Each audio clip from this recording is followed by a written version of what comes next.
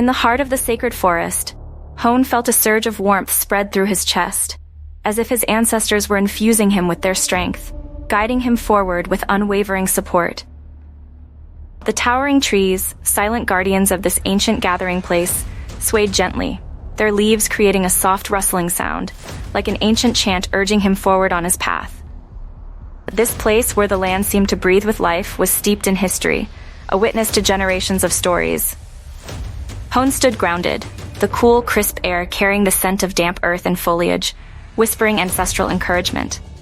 As Hone began the Haka, adrenaline surged through him, his heart pounding in rhythm with the powerful stomps that shook the earth. Each movement, every slap of his hands against his thighs, resonated with the collective energy of his people, echoing through the forest. The ground vibrated with each stomp, sending ripples through the earth, as if the Haka had awakened the land itself, stirring it to life. For a moment, the birds were stunned into silence, then slowly began to sing in harmony with the Haka's final echoes, acknowledging the power that had been unleashed in this declaration of identity. When Hone performed the Hongi with the opposing tribe's leader, their foreheads and noses pressed together, sharing the same breath. The warmth of their shared breath felt like the heartbeat of the forest, steady and life-affirming, binding them in that sacred exchange. This act broke down an invisible barrier, allowing the conversation to shift from hostility to understanding. As the light spread, their shadows merged into one on the ground, a powerful symbol of the unified path they would walk together. Despite their differences, they were bound by the same air, the same land, and the same hope for peace. Hone remembered his grandmother's teachings. To lead, you must first listen. To understand, you must first open your heart. As the elders spoke, their words resonated with an unspoken power, like the roll of distant thunder, carrying the weight and wisdom of countless generations.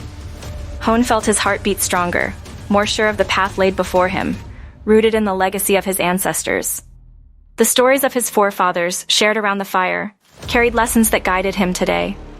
As the teachings settled into him, he drew strength from them, grounding himself in the moment, ready for the future. An elder presented a beautifully carved taonga, a greenstone pendant in the shape of a koru. The taonga's light pulsed with each heartbeat, casting swirling patterns on the ground that mirrored the koru's spiral shape, reinforcing the unending journey they would take together. This taonga represents growth and the unending journey we must take together, said the elder, his voice thick with emotion. As Hone held the taonga, it felt warm against his skin, as if alive, echoing the shared energy and commitment of every soul present. This gift was a symbol of the unity they were beginning to forge. The preparation of the hangi meal was a task both tribes undertook together.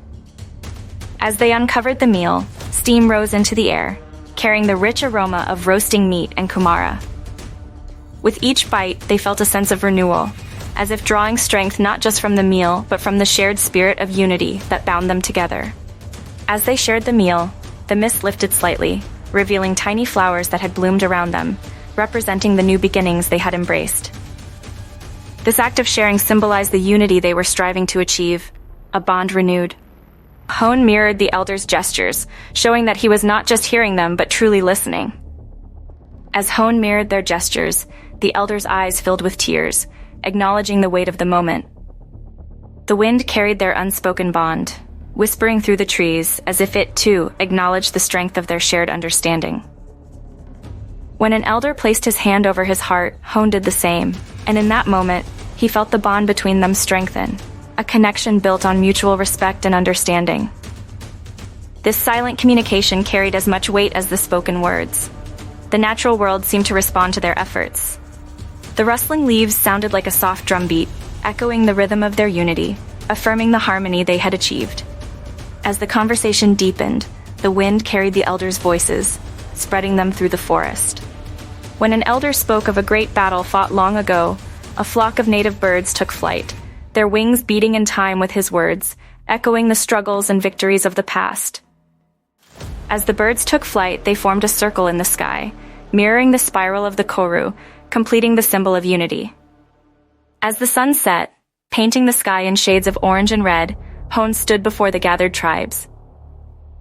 "We have been divided for too long," he said, his voice steady and clear.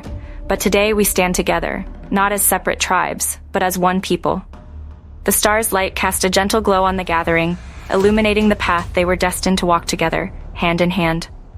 The forest stood bathed in a soft golden light, promising a dawn that would carry their unity into a future filled with love, hope, and understanding. This was the first step of their journey together,